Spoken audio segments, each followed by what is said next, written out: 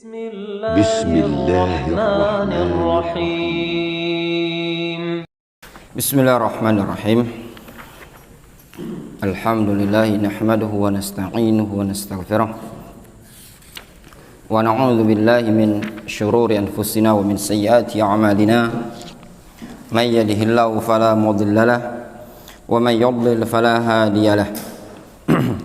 Asyhadu an la ilaha illallah wahdahu la syarika lah wa asyhadu anna Muhammadan abduhu wa rasuluhu sallallahu alaihi wa ala alihi wa ashabihi ajma'in, amma ba'd. Kita lanjutkan masih pada halaman 83 kemarin pada keterangan di paragraf faha huwa Musa alaihi salam nabiyullah wa kalimuhu.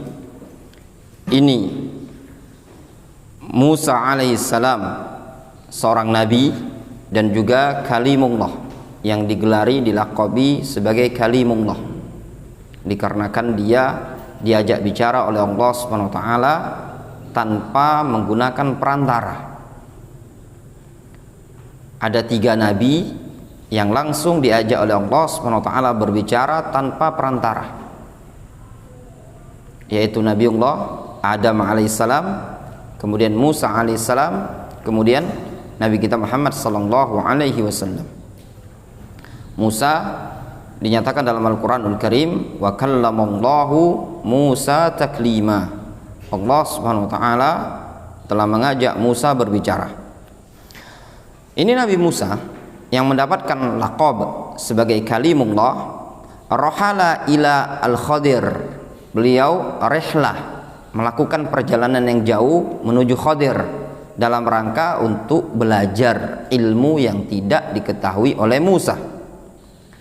Faqala lahu Musa alaihi salam, lalu Musa alaihi salam berkata kepada Khadir, hal attabi'uka ala an tu'allimani mimma 'ullimta rusyda. Maukah engkau atau apakah boleh aku ikut dengan engkau supaya engkau bisa mengajari aku dari hal-hal yang engkau punya ilmu padanya. Ini disebutkan kisahnya panjang lebar dalam Sahih Muslim. Qala al-Khatib al-Baghdadi rahimahullah ta'ala, berkata al-Khatib al-Baghdadi menyebutkan dalam kitab Ar-Rihlah fi Talabil Hadis,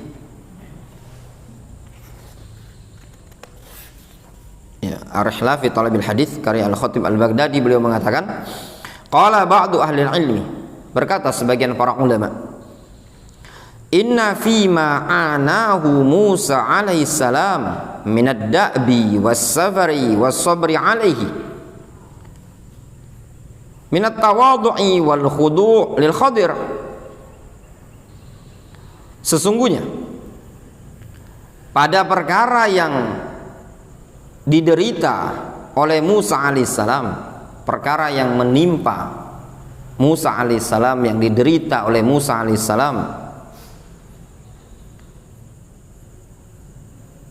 minad da'bi berupa ketekunan dia, was-safar perjalanan yang jauh, was-sabr alaihi serta sabar dalam perjalanan tadi, minat tawadhu'i wal khudu' lil Khadir serta tindakan Musa berupa tawadhu dan juga tunduk kepada Khadir, nurut. Ba'da mu'anati qasdihi, setelah dia mengalami penderitaan dalam keinginannya tersebut, ma'a mahalli Musa alaihissalam min Allah wa mawdi'ihi min karamatihi wa syarafi nubuwatihi, dalam keadaan posisi Musa di sisi Allah dan tempatnya Musa pada kemuliaan Allah Subhanahu wa taala serta kemuliaan kenabiannya Musa alaihissalam, dalalatun ala irtifa'i qadril ilmi wa uluwi manzilati ahlihi. Itu menunjukkan dalil akan tingginya kedudukan ilmu dan tingginya posisi orang yang berilmu.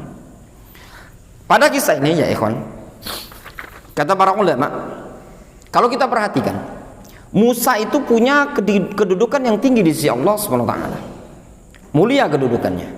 Beliau punya status sebagai kalimullah, orang yang diajak bicara oleh Allah Subhanahu wa taala. Ini kekhususan yang dimiliki Nabi Musa. Musa alaihissalam dikenal dengan ulul azmi dari nabi-nabi yang penuh dengan kesabaran. Musa alaihissalam adalah nabi yang paling afdol dari kalangan Bani Israel. Kemudian Musa alaihissalam memiliki kenabian yang mulia. Nah, dalam kondisi seperti ini, beliau rela untuk merendah, al-khudu' lil Khadir, merendah kepada Khadir, tawadhu kepada Khadir. Beliau rela menempuh penderitaan-penderitaan ketika perjalanan jauh, sabar dalam mencari ilmu. Ini menunjukkan apa? Dalil yang jelas, yang gamblang, menunjukkan irtifa' qadaril ilmi, terangkatnya kedudukan ilmu dan tingginya manzilah ahlul ilmi. Coba antum bayangkan, ini orang sudah mulia, ya, nah, dia rela melakukan perjalanan yang jauh. Kalau kira-kira bukan sesuatu yang mulia yang dicari ini tadi, dan tindakan ini bukanlah tindakan yang mulia, ngapain jauh-jauh? Difahami? Yang dicari ini tadi diambil dari orang yang dia tadi tidak lebih mulia dibandingkan Musa. Siapa itu? Khadir. Khadir dengan Musa mulia siapa? Mulia Musa. Afdal Musa dibandingkan Khadir. Namun Musa rela menempuh kepenatan dan kelelahan dalam perjalanan jauh serta siap nurut, ya, dengan mengatakan hal attabi'uka ala an tu'allimani mimma 'allimta rusyda, boleh aku ikut dengan engkau supaya engkau bisa ngajari aku. Ini semua menunjukkan bahwasanya kedudukan ilmu tinggi dan ahlul ilmi posisinya tinggi. Wa husni tawadhu liman yultamasu minhu wa yu'khadh anhu. Dan juga pada kisah ini tadi, pada kisahnya Musa, terdapat faedah yang menunjukkan akan indahnya tawadhu, bagusnya tawadhu kepada orang yang yultamasu minhu, kepada orang yang dicari darinya ilmu, wa yu'khadh anhu, diambil darinya ilmu. Ini juga tidak usah sok hebat, ya, sok gaya. Ini Khadir, ya, beliau nabi, pendapat yang rajih beliau adalah nabi. Namun kalau Khadir dibandingkan Musa, mulia siapa? Mulia Musa.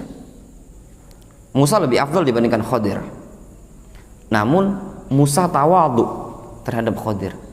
Dia ngomong, hal attabi'uka ala an tu'allimani mimma 'allimta rusyda, bolehkah aku ikut dengan engkau supaya engkau ngajari aku sesuatu yang engkau punya ilmu padanya? Ini menunjukkan ketawaduan Musa, merendah. Dia siap menjadi murid dari Khadir alaihissalam.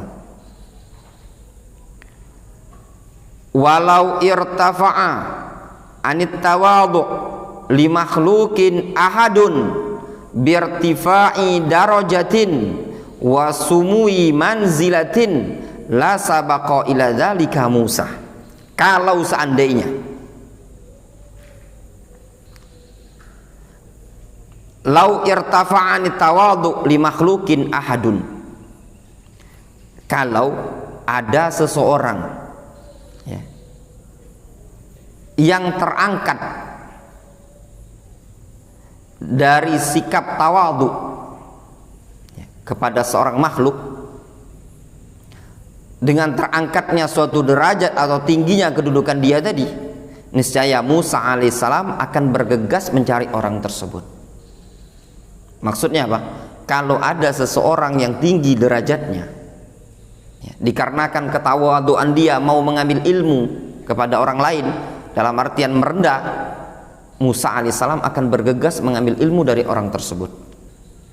Falamma azharul jidd wal ijtihad wal inzi'aj anil waton, tatkala Musa menampakkan kesungguh-sungguhan dan keseriusan, wal inzi'aj anil waton, serta Musa menampakkan siap untuk meninggalkan negerinya, wal haras alal istifada mal i'tiraf bil haja, serta semangat untuk ngambil faedah dan mengakui kalau dia butuh. Itu juga ya, di antara adab seorang talibul ilmi, seorang talib, dia harus i'tiraf, ngaku kalau dia tadi butuh terhadap ilmu. Jangan gayanya sondak butuh dengan ilmu ya. Mal i'tiraf bil haja ila ayasil minal ilmi ma huwa ghaibun anhu, dengan mengakui kalau dia butuh kepada ilmu yang dia tidak tahu darinya, dalam artian butuh kepada ilmu yang dia tidak tahu sebelumnya, ilmu yang gaib yang dia tadi belum tahu sebelumnya. Dalla ala annahu laisa fil khalqi man ya'lu ala hadhil hal wa la yakburu anha. Maka ini menunjukkan bahwasannya tidak ada di tengah-tengah makhluk orang yang tinggi dibandingkan kedudukan seperti ini dan paling besar dibandingkan kedudukan seperti ini.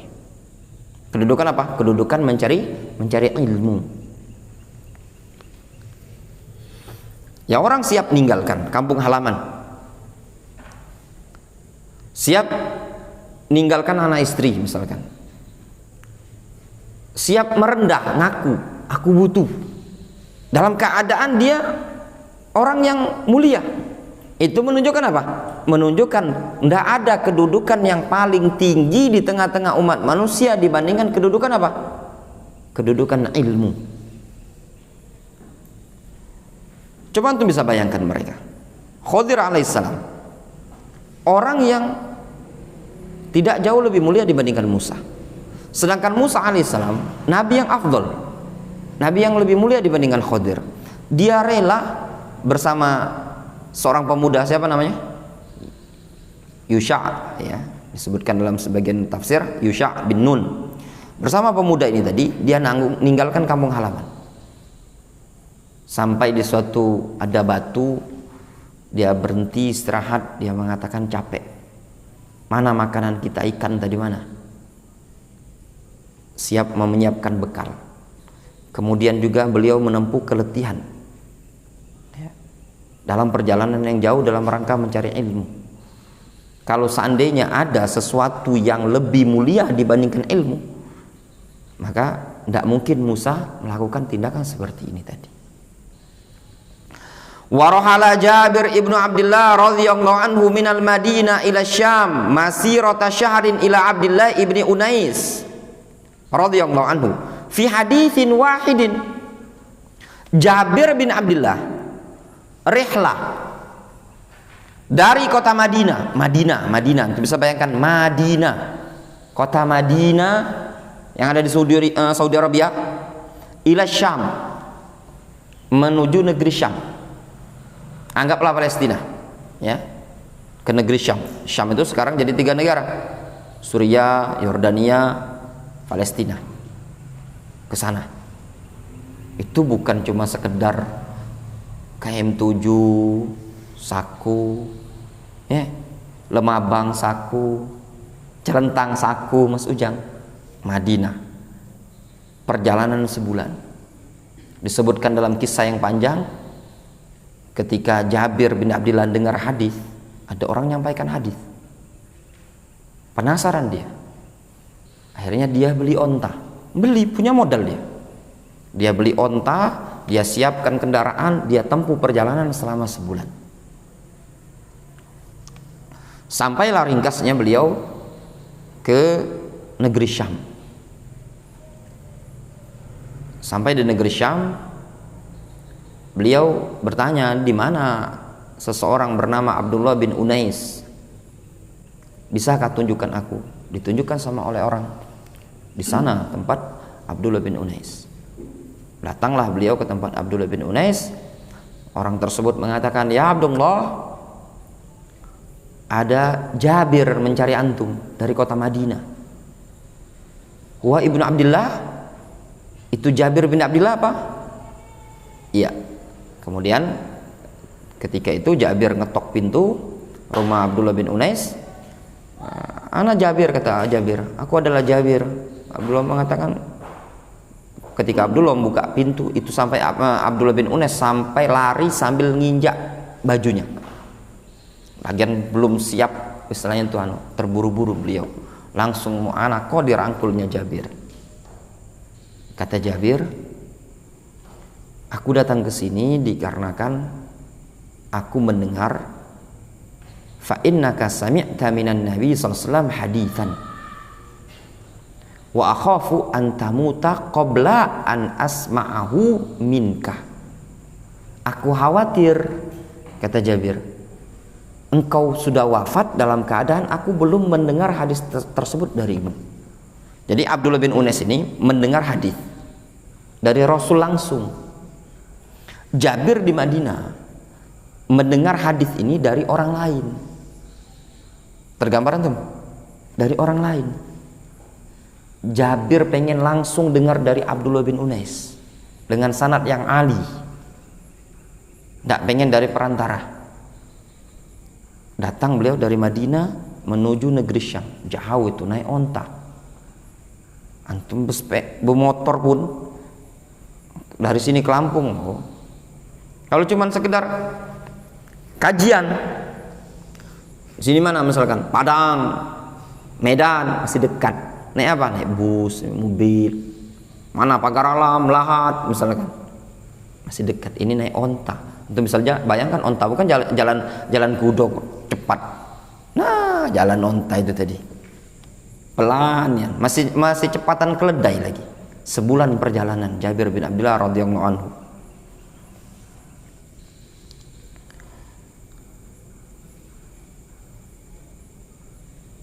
Sami'ahu minan Nabi sallallahu alaihi wasallam yaqul, yang telah didengar oleh Abdullah bin Unais dari Nabi sallallahu alaihi wasallam.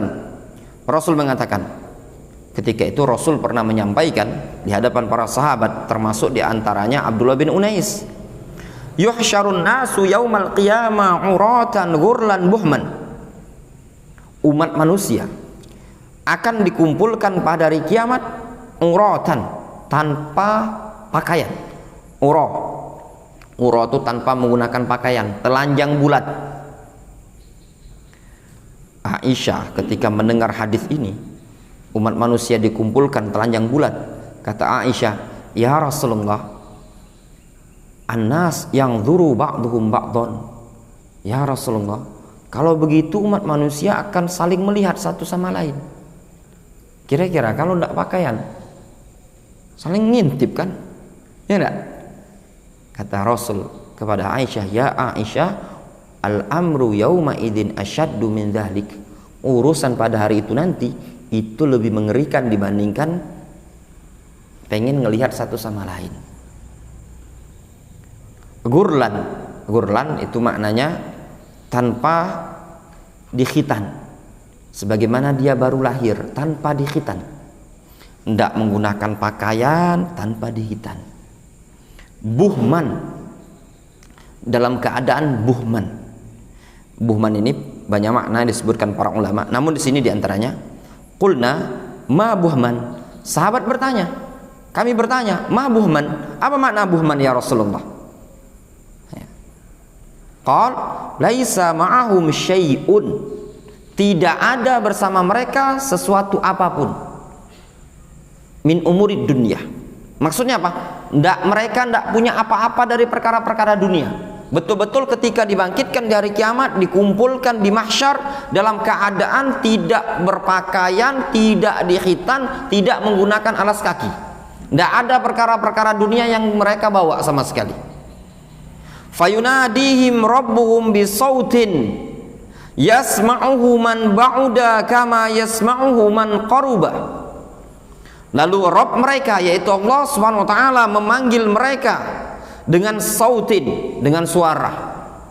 Ini dalil yang bisa dijadikan dalil oleh Ahlus Sunnati wal Jamaah Salafiyun bahwasannya Allah Subhanahu wa taala berbicara dengan saut wa harfin, ya.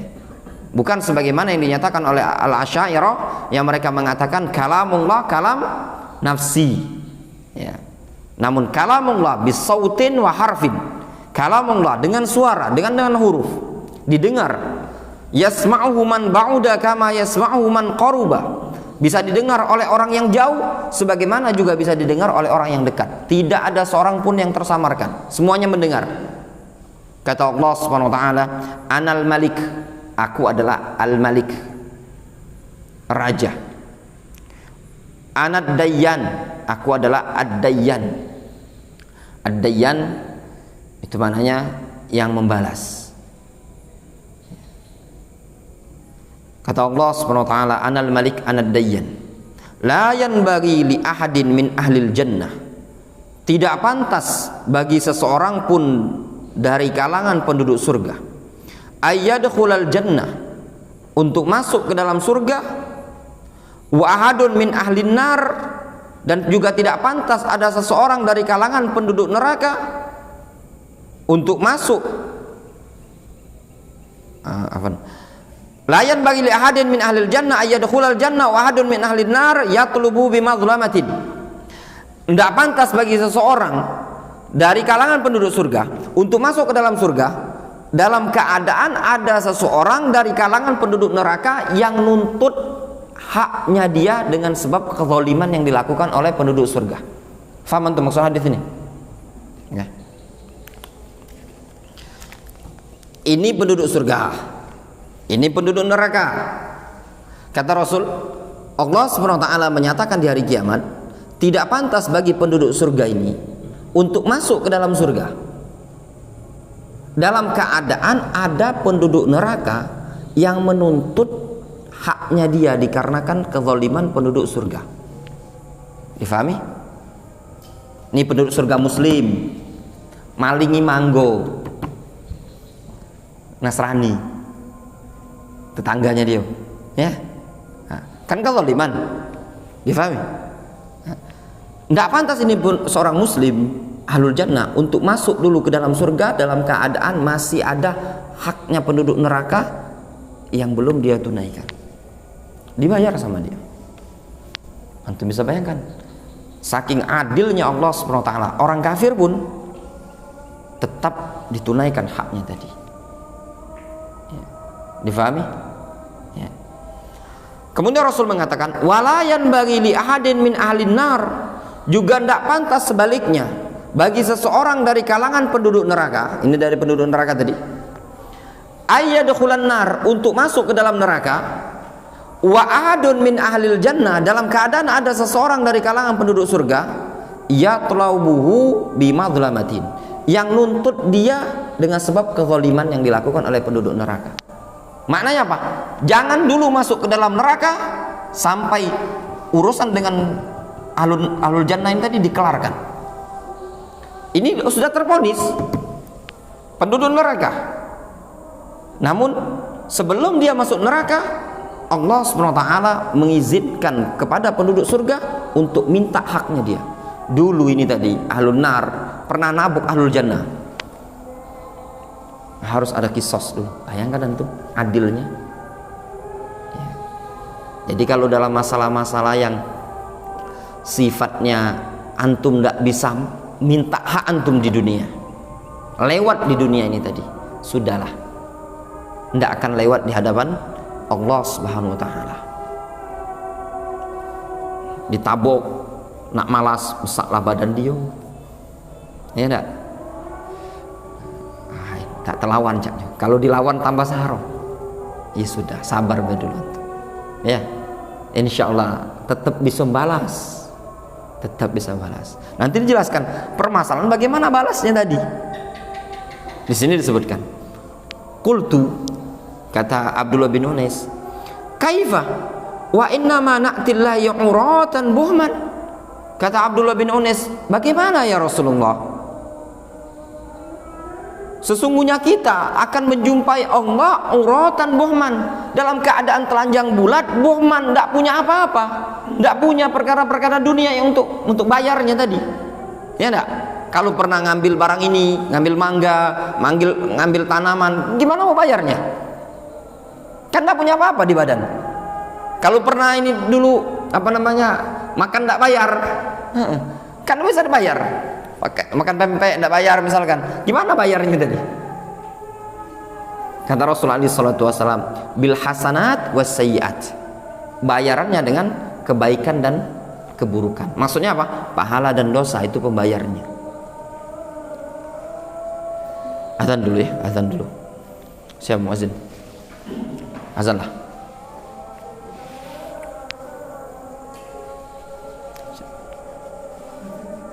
Siapa? Lajulah. Azan, der azan. Musab azan. Off kan? Off kan? Off.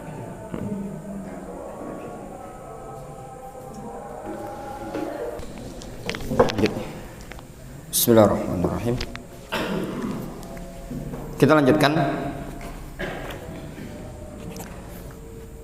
Di sini disebutkan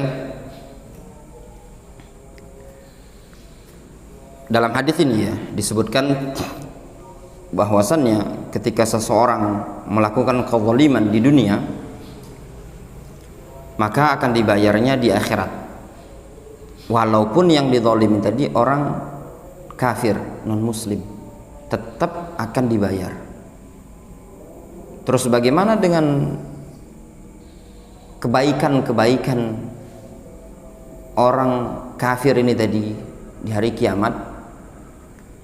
Sebagian para ulama mereka mengatakan kalau dia ada kebaikan, kebaikannya ditampakkan oleh Allah SWT kemudian dilebur, tidak bermanfaat sama sekali. Misalkan dia sedekah, dia bantu, dia melakukan amal-amalan kebaikan, tapi dia kafir, nanti akan ditampakkan oleh Allah SWT kemudian dihilangkan begitu saja.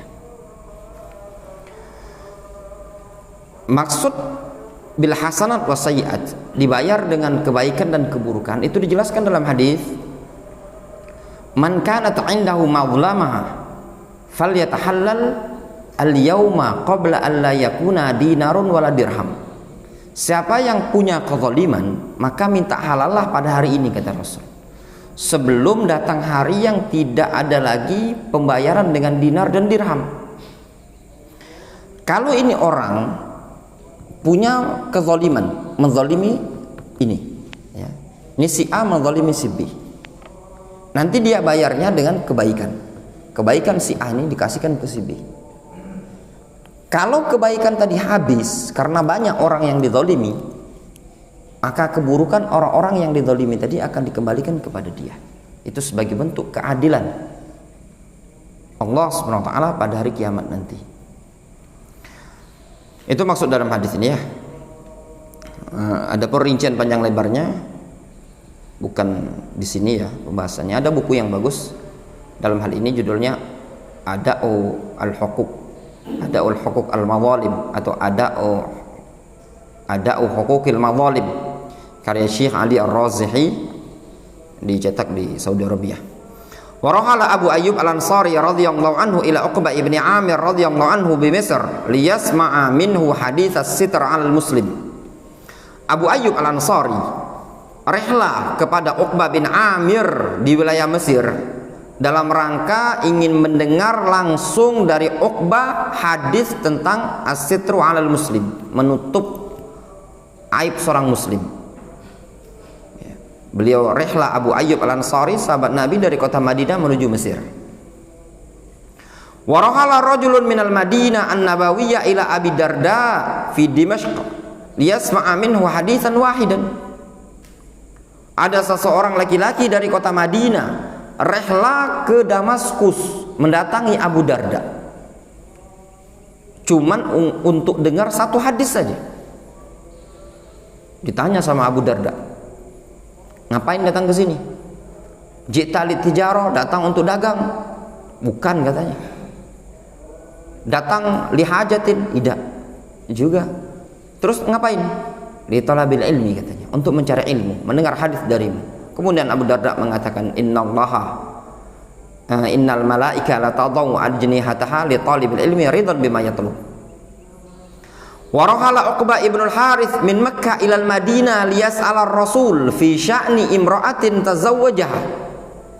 Uqbah ibn al-Harith rihlah dari Mekah menuju Madinah dalam rangka bertanya kepada Rasul tentang kasus seorang wanita yang telah dia nikahi. Dari sini ya ikhwan, diambil faedah bahwasanya rihlah dalam mencari ilmu itu da'bus salaf, kebiasaan para ulama salaf, amalan para ulama salaf, amalan sahabat ya. Biasa mereka para sahabat rihlah dari satu negeri ke negeri yang lain. Jadi jangan, kalau memang seorang talibul ilmi ya, seorang talibul ilmi, tanamkan pada diri seorang pemuda harus punya cita-cita untuk bisa rihlah menuntut ilmu. Jika ada kesempatan dan kemudahan, ya sudah, berangkat rihlah. Dan jangan cuma antum cita-citanya itu tanggung ya. Punya cita-cita yang tinggi tidak masalah. Rihlah ingin belajar dengan majelisnya para ulama, para masyayikh, tidak masalah. Entah antum ingin ke bilad Saudiyah di Mekah Al-Mukarramah, atau di Madinah An-Nabawiyah, atau di Riyadh di Saudiyah, atau mungkin mau di negeri Yaman, itu tidak masalah. Yang namanya cita-cita. Yang ditanya mau di mana, cukup dekat rumah saja, jangan jauh-jauh, kata Abi sama Umi. Ya kita sebagai orang tua juga support anak. Kalau memang punya cita-cita seperti itu, sudah. Masalah ada biaya, tidak ada biaya, Allah Subhanahu wa taala yang memberi rezeki, bukan urusan kita. Yang penting tanamkan cita-cita dulu. Lihat Uqbah ibn Amir, Uqbah ibn al-Harith, dia rihlah dari Mekah ke kota Madinah cuma ingin tanya kepada Rasul. Jauh loh, Mekah ke Madinah 400 km untuk tanya kepada Rasul tentang beberapa permasalahan. Ana ingat ini dulu, beberapa orang datang dari wilayah Sana'a.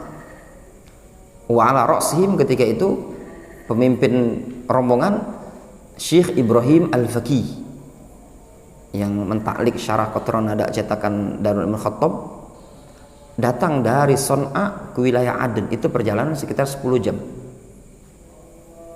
dengan membawa kertas, membawa pertanyaan-pertanyaan dari kampungnya, ingin ditanyakan kepada Syekh Abdurrahman Al-Adani.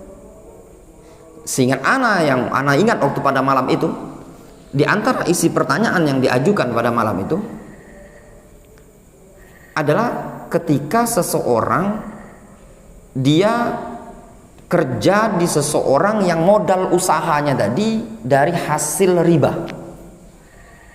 Ada si A kerja sama si B, tapi si B ini tadi, usaha dari si B ini tadi modalnya dari ribawiyah, dari minjem riba, atau ya ta'amaluna birriba, tapi usahanya halal. Faham gambaran?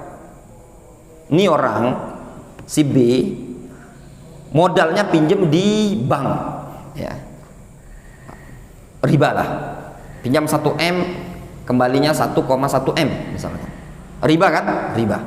Tapi usahanya toko bangunan, jual semen, jual pasir, cat dan yang lainnya. Ini kerja di sini, si A kerja sama si B, dapat gaji, dan terus ini muamalah. Dia kalau habis modal dia pinjam lagi di bank terus. Pertanyaannya, halal nggak gaji si B ini tadi? Difahami? Kata Syekh Abdurrahman, halal. Jawabannya halal, kata Syekh ya. Nah, kemudian dibahas sama Syekh waktu itu. Beliau nyontohkan,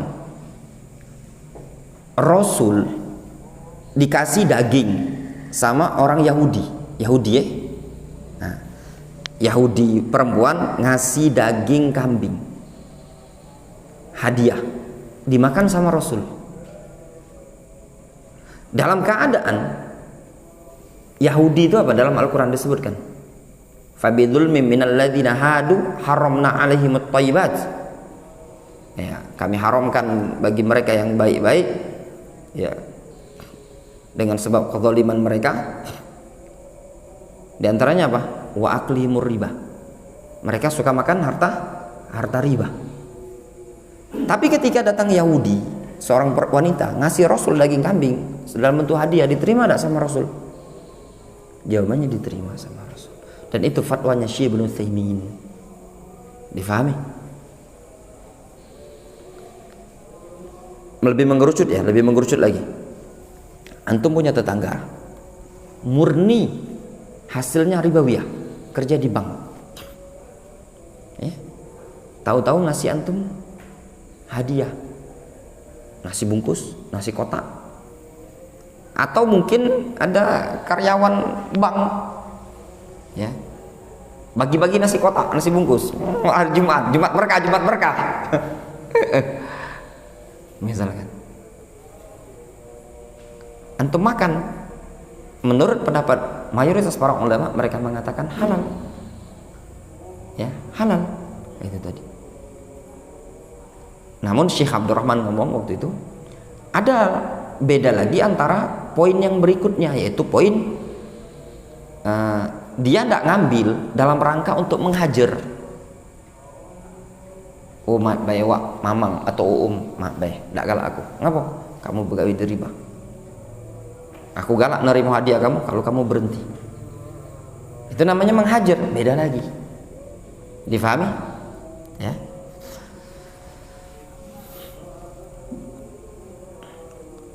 Namun kalau zaman sekarang ya, rihla ini sudah mulai pudar dengan banyaknya pelajaran-pelajaran online. Bahkan kuliah pun untuk mendapatkan gelar sekarang sudah online. Dan kalau anak pribadi tidak menyarankan, ya, untuk belajar online kecuali kondisinya mendesak darurat. Antum bisa datang. Ya. Berbeda hasil yang didapatkan dengan hasil melalui online, beda.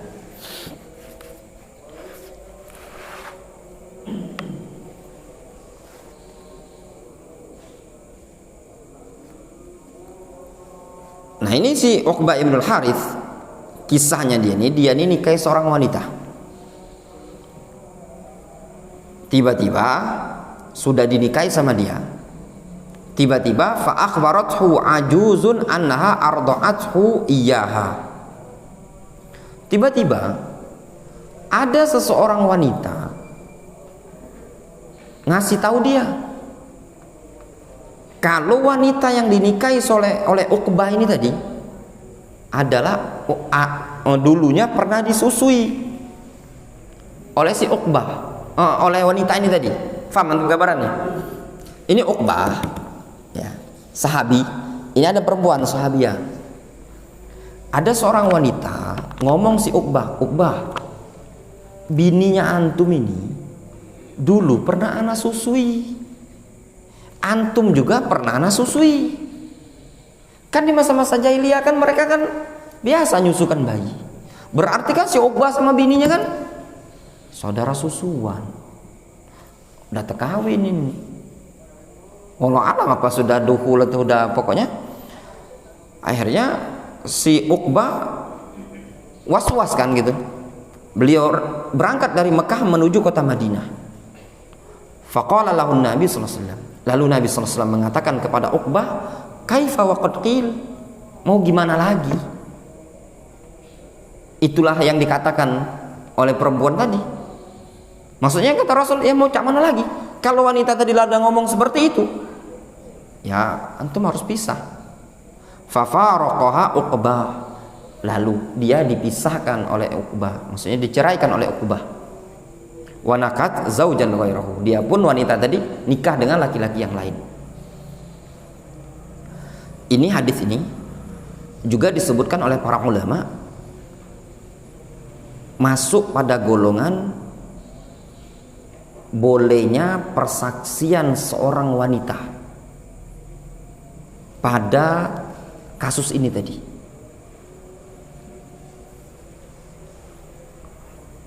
Jadi gini, ada permasalahan wanita itu, dia itu tidak boleh satu orang bersaksi, harus dua orang. Tapi pada beberapa kasus diperbolehkan saksi dari satu orang wanita kalau memang dianya memang mumpuni dalam bidang itu tadi, seperti kasus ini tadi yang disebutkan oleh para ulama. Seperti kasus ini tadi disebutkan, kasus yang lain adalah kasus yang apabila yang pakar cuman dia saja, ya, dia yang ngerti dalam masalah ini tadi. Wa qala al-Hafidz Ibnu Hajar, berkata al-Hafidz Ibnu Hajar rahimahullah fil Fath, dalam Fathul Bari, rawa ad-Darimi bi sanadin sahih. Al-Imam ad-Darimi meriwayatkan dengan sanad yang sahih. Siapa nama ad-Darimi? Ad-Darimi namanya siapa? Mana Firhan? Katanya. Nasin mana? Nasin. Ad-Darimi siapa namanya?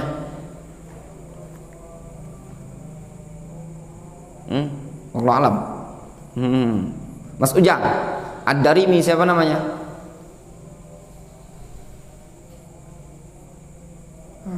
Nanti dicari ya. An Busr ibni Ubaidillah, dari Busr bin Ubaidillah radhiyallahu anhu qala, Busr bin Ubaidillah beliau mengatakan, in kuntu la arkabu ila Misr minal amsar fil haditsil wahid.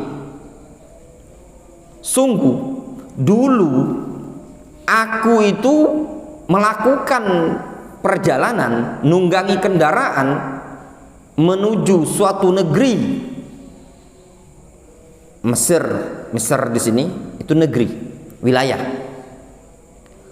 Kalau Mesir yang negara Mesir itu dia tidak ditanwin. Itu faedah yang kami dapat dari Syekh Abdurrahman. Ya, ada ayat Al-Quran, ihbitu misron. Ya benar. Di situ ada khilaf di kalangan para ulama. Ketika dulu tafsir As-Sa'di kami belajar sama Syekh Abdurrahman Al-Adani, kata Syekhuna Abdurrahman, beliau mengatakan ini ayat yang rajih, Mesir di sini bukan wilayah Mesir. Kenapa? Karena ihbitu misron, ya, singgahlah ke Misron. Di sini ditanwin. Kalau dia yang dimaksudkan adalah Mesir, negara Mesir, dia tidak ditanwin, tapi ghairu munsharif kan, itu tadi. In kuntu la arkab ila Misr minal amsar fil haditsil wahid. Kata Busr bin Ubaidillah, dulu aku melakukan perjalanan ke suatu negeri cuman untuk mencari satu hadis. Wa an Abil Aliyah rahimahullahu taala, dari Abul Aliyah qala, beliau mengatakan, kunna nasma'ul hadis 'anis sahabah.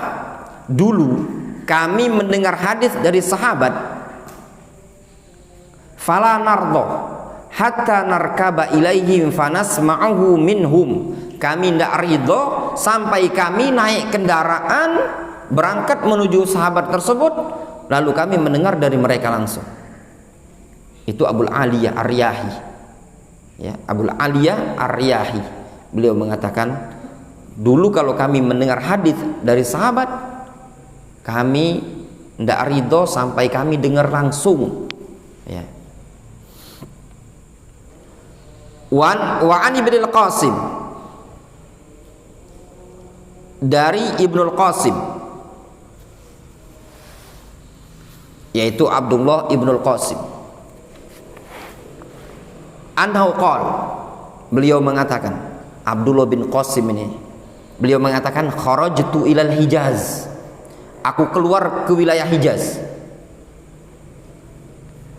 isnatai asyrata marrah, sebanyak 12 kali.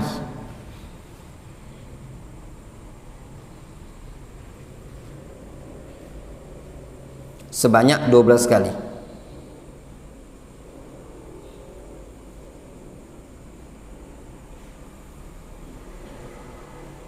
Wa anfaqtu kulla marra alfa dinarin, dan aku korbankan, aku infakkan, maksudnya tuh aku habiskan, keluarkan biaya setiap kali keluar tadi ya, sebanyak alfa dinar, 1000 dinar. 1000 dinar, 4 kilo lebih emas yang dikeluarkan untuk belajar ini tadi dalam satu rihlah. Abdullah ibn Qasim ini tadi, ini kisahnya unik ya. Disebutkan dalam kisah beliau ini, waktu itu istrinya sedang hamil. Pada saat istrinya sedang hamil, beliau menggebu-gebu pengen belajar menuntut ilmu. Beliau ngomong ke istrinya, ini bahasa Palembangnya gitu, "Dek, aku pengen belajar ke Imam Malik," katanya. "Aku ingin rihlah thalabul ilmi di sisi Imam Malik. Engkau ku kasih pilihan, menantiku, tapi tidak tahu kapan aku balik," katanya. Pulang kampung. Tempat tinggalnya beliau di Mesir. Imam Malik di kota Madinah. Kalau nak nunggu, ya tidak tahu kapan balik. Tapi kalau pengen dicerai, kupisahkan sekarang, kutalak sekarang. Ya. Itu bisa baca di buku ini, apa? Aina nahnu min haula, di bab warasatul anbiya. Kalau ini jilid keempat. Ya. Kalau pengen dipisah, ditalak, kutalak katanya, tidak masalah. Kata istrinya dengan cinta, dia mengatakan, "Kak, aku siap menanti kapanpun, jangan dicerai. Lagi hamil ini." Ya sudah, ditinggal istrinya sedang hamil. Berapa lama Mas Ujang? 17 tahun. Istrinya hamil, melahirkan.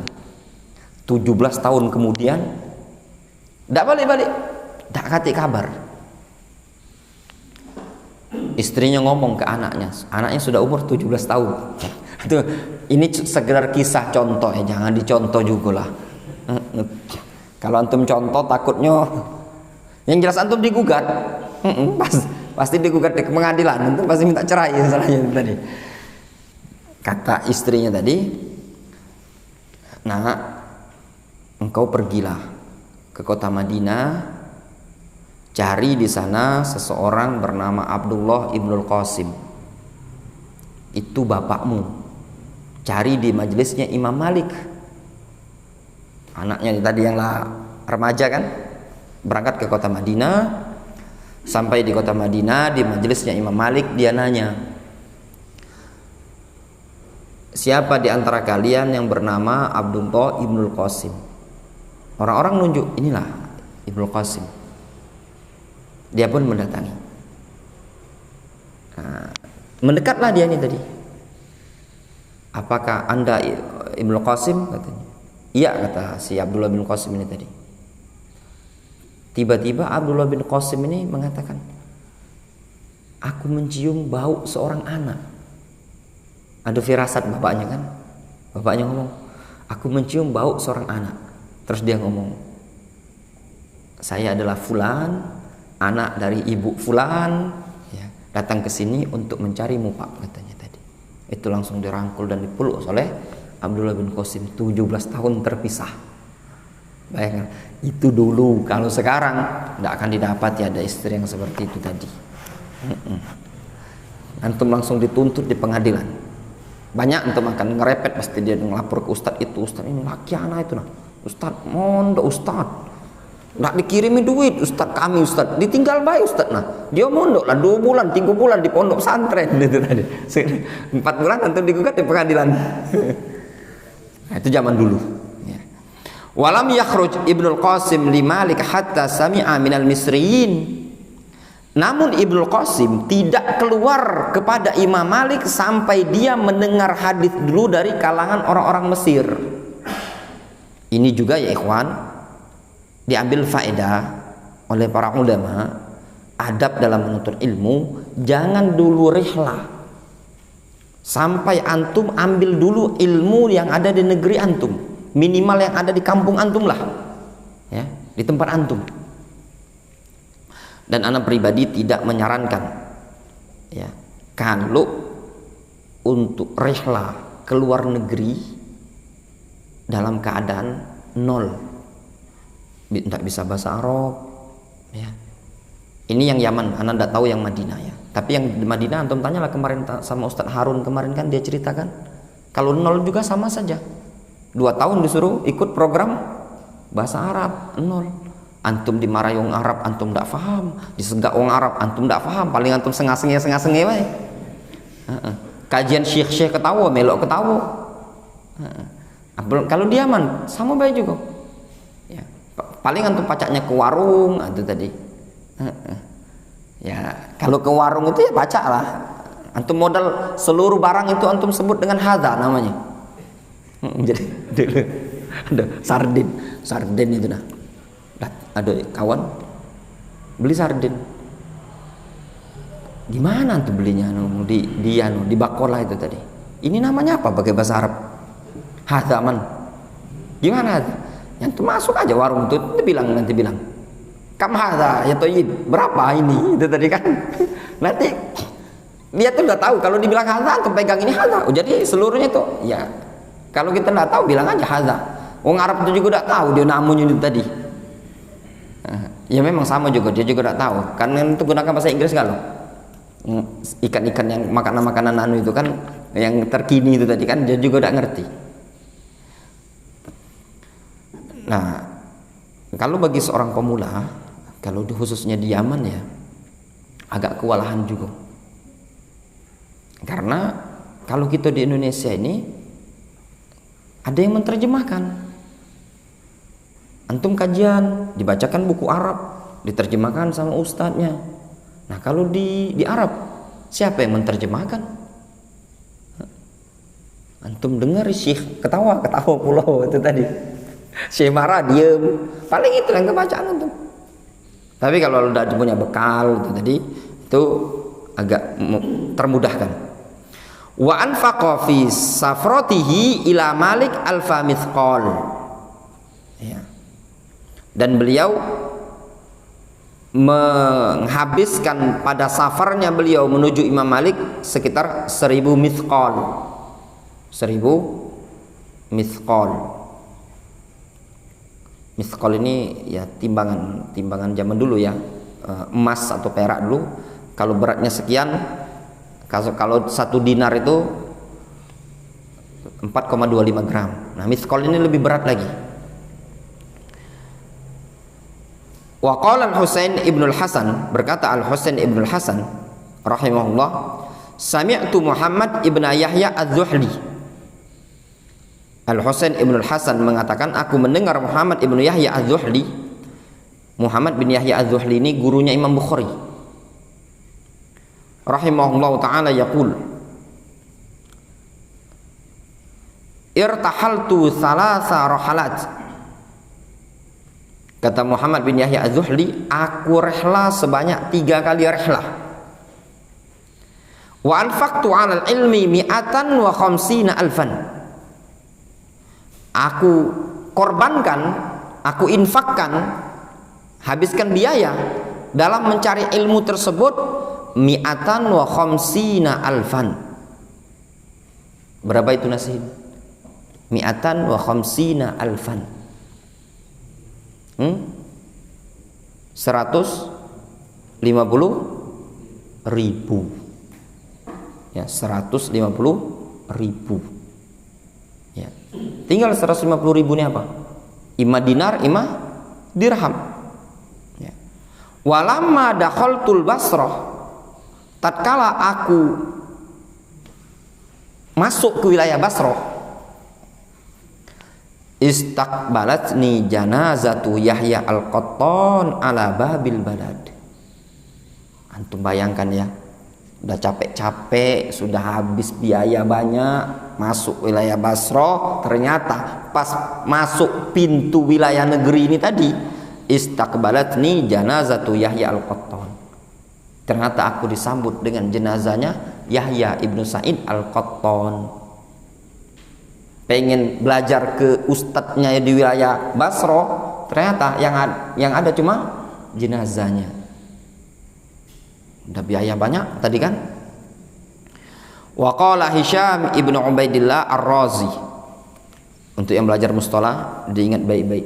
Kalau antum ketemu riwayat dari Muhammad bin Yahya Az-Zuhli dari Yahya bin Sa'id Al-Qattan, langsung saja antum dhaifkan. Ya. Ya, tidak mungkin mendengar. Kalau mendengar dari Muhammad bin Yahya Az-Zuhli, mendengar dari Yahya bin Sa'id Al-Qattan, mungkin itu antunya Ibnu Qattan ya, karena ketika dia rihlah ke Basra, tidak sampai di Basra, itu sudah si Yahya Al-Qattan sudah meninggal dunia. Wa qala Hisham ibnu Ubaidillah Ar-Razi, berkata Hisham bin Ubaidillah Ar-Razi, laqitu alfan wa sab'a mi'a syaikhin. Kata Hisham Ar-Razi, aku berjumpa dengan alfan wa sab'a mi'a syaikhin, 1700 guru. 1700 guru, saking semangatnya belajar. Dan zaman dulu memang banyak ahlul hadis, itu banyak ya. Wa anfaqtu fil ilmi sab'ata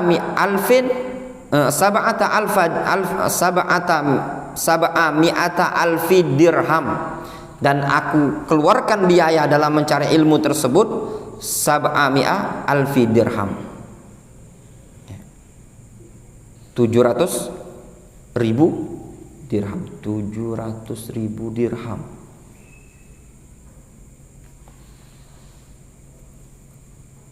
$200 dirham itu 595 gram perak. 200 dirham itu kalau diperakkan beratnya 595. Itu 200 gram. 200 dirham. 200 dirham sama dengan 595 gram, hampir 600. Nah, ini tadi 700.000 dirham. 200 dirham hampir 6 juta. 6 jutaan dana yang dikeluarkan. Ini 700.000. 700.000. Nah, bayangkan. Luar biasa perjuangan mereka tadi. Wa qala Abu Bakar Al-Asbahani, berkata Abu Bakar Al-Asbahani, irtahaltu ila Mesir, aku rehlah ke Mesir, wa ma'i thamanuna alfa dirham, dan bersamaku ada 80.000 dirham. 80.000 dirham. Fa anfaqtuha ala thamanina khatmah, ya. Dan aku korbankan, ya, biayanya tadi untuk selama 80 kali, ya. Thamanina khatmah, selama 80 kali hataman gitu loh. Maksudnya 80 kali hataman ilmu di wilayah Mesir. Luar biasa pengorbanan mereka para ulama zaman dahulu dalam mencari ilmu, ya. Adapun bab yang setelahnya itu disebutkan, itu bab badlul mal fi syira'il kutub, ya. Pengorbanan harta dalam membeli buku, ya, dalam membeli buku. Dari sini ikhwan bisa kita ambil faedah bahwasanya mereka para ulama dalam urusan agama mereka tidak hitung-hitung, tidak ada hitung-hitung lagi urusan agama ini tadi. Betul-betul mereka korbankan, mereka habiskan untuk perkara akhirat, dan itu tidak rugi. Antum jangan kira ini mereka miskin. Mereka miskin, banyak yang terkeluarkan ini tadi. Kemiskinan di pelupuk mata bagi mereka tadi. Tapi kaya hati kaya mereka. Dan perjuangan mereka ini tadi tidak sia-sia, tidak akan disia-siakan oleh Allah Subhanahu wa taala.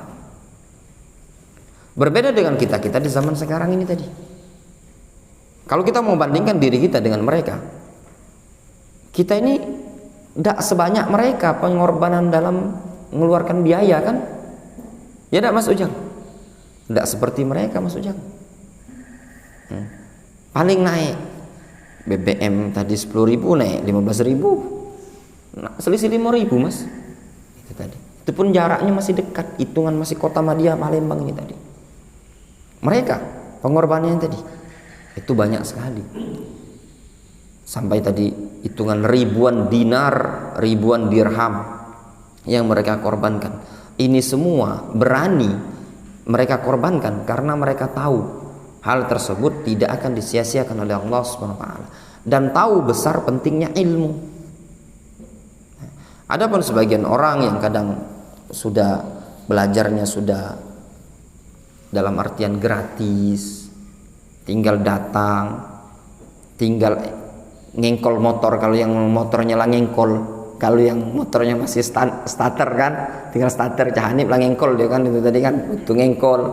Yang Mas Ujang masih ngengkol itu tadi, tidak juga capek, tinggal belajar, tidak rugi. Yang antum perlu pahami ya, supaya semangat dalam mencari ilmu tadi ya. Yang pertama, antum harus tahu duduknya seseorang di majelis ilmu adalah ibadah. Yang kedua, ilmu yang antum dapat akan tersemangati kalau antum belajar tadi ketika ilmu tersebut antum ajarkan. Orang yang mungkin bisa antum ajarkan ya di rumah, anak dan istri. Yang mungkin anggaplah istilahnya tuh, apalagi ini buku ada harokat-harokat sedikit-sedikit ini tadi kan, yang antum bisa orek-orek balik pengajian ini tadi. Duduk. Misalkan siapa? Aji misalnya, antum anak lo bisa Aji? Belum? Antum berdua apa di rumah? Sama mertua? Nah, sudah. Ibu mertua suruh duduk. Sama ibu, ada ibu. Bapak mertua masih? Orang tua, sama orang tua sudah balik ini kumpulkan. Pengajian gitu. Entah benar tak benar bacaan Arabnya antum sampaikan. Arehlah. Nah, perjuangan para ulama dalam mencari ilmu. Tinggal antum ringkaskan, jangan sampai tadi sampai jam 10 malam kayak itu tadi. Seperti itu. Dan ini dilakukan oleh sahabat Nabi alaihi salatu wassalam. Ketika ada beberapa orang yang datang ke Nabi, yang disebutkan dalam pembahasan sholat ya dulu ya, diajari sholat sekitar 20 hari mereka majelis sama Rasul, sudah lelah wajahnya lesu, kemudian suruh sama Rasul pulanglah, irji'u ila ahalikum, kembalilah ke keluarga kalian, ajari mereka sholat. Jadi belajar itu tadi, tujuan belajar sebenarnya poin terpenting adalah mengangkat kebodohan dari kita pribadi. Yang kedua, untuk angkat kebodohan dari orang yang ada di sekitar kita ini tadi. Bisa jadi anak, istri, keluarga. Tidak mesti antum buka majelis ilmu, takbir akbar, kajian. Nah, kalau metode antum tempuh seperti ini akan semangat belajar. Derlia. Balik tak lagi dia pening di rumah. Nah, nih pelajaran tadi. Dan itu kita praktekkan dulu. Ya, sebagian kawan-kawan yang dulu mondok kadang kita tinggal di lingkungan pondok dulu ya, kadang melintas di rumah sebagian ikhwan itu dia ngajari istrinya, kedengaran pelajaran yang pelajari di masjid. Wah, pecah pengajian takbir akbar nih kan. Kadang kita ketawa-tawa, dia ngajar. Ya. Enggak masalah. 20 menit, 15 menit. Metode seperti ini kalau antum lakukan seperti ini, tidak bosan antum belajar dan tersemangati. Tapi kalau ikut kajian, maaf ini misalnya buku lah dak kati, nyatat juga tidak, ya. Istilahnya itu jiping. Cuman nona ngajari istri, jiping denger ke, ya. Jadi pendengar saksama. Kapan balik? Cuman mantep, mantep banyaknya tadi kisah ini, kisah itu, cuman kisahnya tadi. Nah, kisahnya lupa.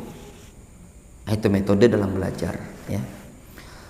Ya ikhwan, dalam menuntut ilmu ini sebenarnya yang dibutuhkan adalah kesabaran, ya, dan ketekunan. Tidak mesti sebenarnya seseorang itu untuk belajarnya harus mondok, tidak mesti mondok jadi santri, ya. Tidak setiap orang bisa mondok itu tadi. Yang bujang yang bisa mondok itu tadi kan. Kalau yang mau keluarga, tidak mungkin dia meninggalkan anak istri. Tapi bisa dia dengan belajar seperti ini tadi akan mendapatkan, asal pinter-pinter membagi waktu. Nah, ketika antum sudah merasakan nikmatnya ilmu, sudah agak bisa sendiri sedikit demi sedikit dan butuh proses. Kalau antum perhatikan kawan-kawan yang ada hasil dalam belajar itu, satu modal sabar, kedua modal al-musabarah, tekun, tidak terputus. Kalaupun seseorang tadi semangatnya berapi-api tapi dia terputus dalam menuntut ilmu, sudah akan hilang. Sama kita ini juga yang sudah pernah mondok, yang sudah pernah belajar mungkin di Yaman, ada sebagian yang terputus, pulang ke Indonesia kadang tidak mengajar. Ada yang sibuk dengan itu, sibuk dengan ini. Nah, ilmu itu akan, kalau tidak diasah lagi, akan cepat lepas, hilang. Di situ bosan. Jadi cita rasa ilmu tadi sudah tidak terasa lagi. Kalau antum kajian, makanya di sini metode kita dalam kajian harus pakai buku. Selesai. Jika selesai buku ini, ganti dengan buku yang lain. Kenapa? Kalau dengan menggunakan buku, antum akan tersemangati dengan halaman yang berikutnya, halaman yang berikutnya, halaman yang berikutnya. Tapi kalau tidak pakai buku, sudah di beberapa tempat ikhwan-ikhwan yang seperti itu cepat bosan, lama-lama bubar pengajian. Rata-rata pengajian yang seperti itu ya akan bubar dengan sendirinya. Tapi kalau antum upayakan untuk punya buku, antum menyimak, kemudian mencatat, minimal kosakata tadi bertambah. Dulu kita zaman dulu awal-awal mondok sama seperti antum, diterjemahkan rohala, rihlah, Abu Ayub, ilah, kepada, ya, sama seperti itu dulu. Liyasma'a, untuk mendengar, minhu, darinya. Ya cuman modal seperti itu. Kan lama-lama kan hafal dewe. Arti liyasma'a, mendengar. Rohala, rihla, ja'a, datang. Nggak mesti antum hafalan mufradat. Rohala, rihla, ja'a, datang, baitun, rumah. Sama baik antum. Juga lah ikon-ikon yang hafal kosakata Durusulugo itu, ya, Durusulugo itu sudah dihafalkan, tahu-tahu disodori yang halaman setelahnya apa artinya? Lupa, karena dia ngafal kosakata. Contoh ya, ini nah. Kita punya istri. Ketika istrinya antum ngumpul dengan rombongan para ummahat akhwat, semuanya pakaian hitam dan semuanya membelakang, antum tahu itu istrinya antum? Ya enggak? Ya enggak lah. Kira-kira lah, antum kalau ada rombongan akhwat bisa ketukar enggak antum melihat istri antum? Ya, sangat jarang bisa ketukar itu tadi. Tahu antum lihat dari baju, dari postur. Kenapa? Karena tiap kawan tidur, kawan makan, seluruh aktivitas, ya dan seluruh aktivitas. Nah, sama dengan kosakata ini seperti ini tadi. Makanya anak kawan-kawan kunci belajar bahasa Arab, ya, Kuncinya harus rutin dia ikut kajian kitab yang gunakan kitab Arab. Tapi kalau enggak, susah, sangat susah bisanya tadi. Itu sama antum mana gambarkan ya. Antum yang belajar, kawan-kawan yang khususnya belajar bahasa Arab, kalau antum tidak rutin kajian ini, itu sama baik dengan antum belajar nyetir teori tanpa antum praktek di lapangan. Kata guru mentor apa namanya yang tukang kursus itu apa namanya? Dosen ustadznya lah, gurunya itu tadi Abu Daris jelas. Kata Mas Ujang, ini antum, ini Mas Ujang, nggak kopling, ya kan? Ini gigi majukan, masukkan gigi satu, angkat kopling. Antum seperti itu baik, tidak kanan. Mak lumbur antum kalau paling tidak mati mobil. Tapi kalau dipraktekkan sama Mas Ujang, cak ini, antum praktekkan dengan kakinya antum akan bisa. Antum akan terukur dan terbiasa. Seperti itulah bahasa Arab ini tadi. Itulah yang menyebabkan di Palembang ini sebenarnya ada sisi kelemahan. Ikhwan-ikhwan banyak semangat untuk belajar bahasa Arab. Semangat luar biasa. Kalau dibuka pelajaran bahasa Arab itu, yang belajar itu kadang puluhan. 40, 50. Dengan berjalan waktu hilang. Sedikit demi sedikit. Apa penyebabnya? Dikarenakan dia bingung mau makinya tadi kemana bahasa Arab ini tadi. Kajian sana tidak pakai buku, ya enggak. Kajian sini tidak pakai buku, dia juga tidak bawa buku. Jadi dia bingung nak praktek kemana. Ya sudah, dengan berjalan waktu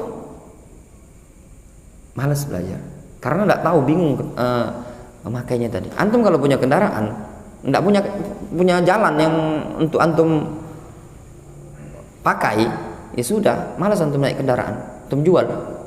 Begitulah yang namanya belajar bahasa Arab. Antum harus melatihnya tadi dengan seperti ini tadi.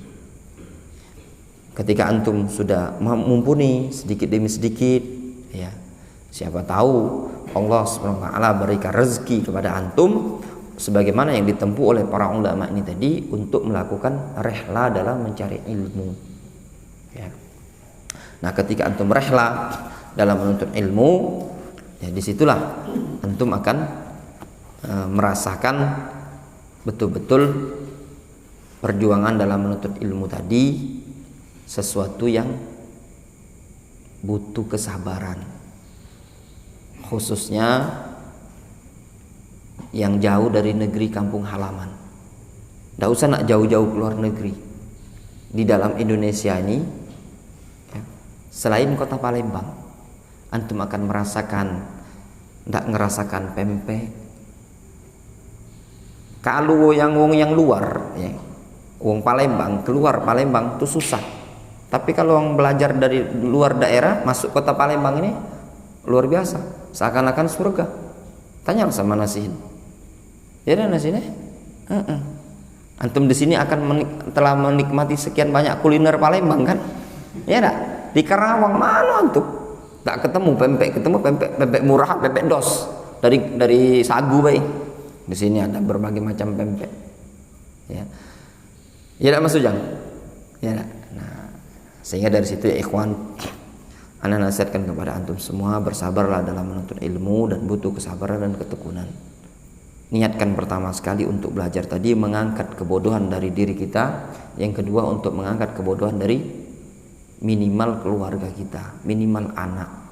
Itu poin yang terpenting. Nah, dari sini juga menjawab permasalahan-permasalahan yang mungkin masalah dunia pendidikan yang jauh dari tempat tinggal, ya. Kalaupun seandainya pendidikan itu jauh, karena kalau antum punya ilmu kan sudah, antum ajari anaknya antum bisa ngaji, tidak ada tempat ngaji, jauh tempat ngajinya, ya tidak Mas Ujang? Misalkan tak katik tempat ngaji di Saku ini tadi, antum kalau bisa ngaji kan antum bisa ngajar anak antum ngaji. Antum misalkan bisa berhitung, antum yang ngajari, tanpa antum harus menempuh perjalanan yang jauh. Itu faedah dari menuntut ilmu. Kalau kita perhatikan di zaman dahulu, ya, kehidupan para ulama salaf, pendidikan yang ada di kalangan mereka bukan formalitas bagi kita ini tadi, tidak ada. Pendidikan rumahan. Zaman dulu pun pendidikannya rumahan. Namun apakah mereka berpangku tangan? Tidak. Semuanya punya peran. Mereka belajar, kemudian mereka didikkan kepada anak-anaknya mereka. Nah, penyakitnya di zaman sekarang adalah malesnya kita atau sungkannya kita tadi untuk belajar. Menganggap menuntut ilmu ini tugasnya ustadz, tugasnya santri.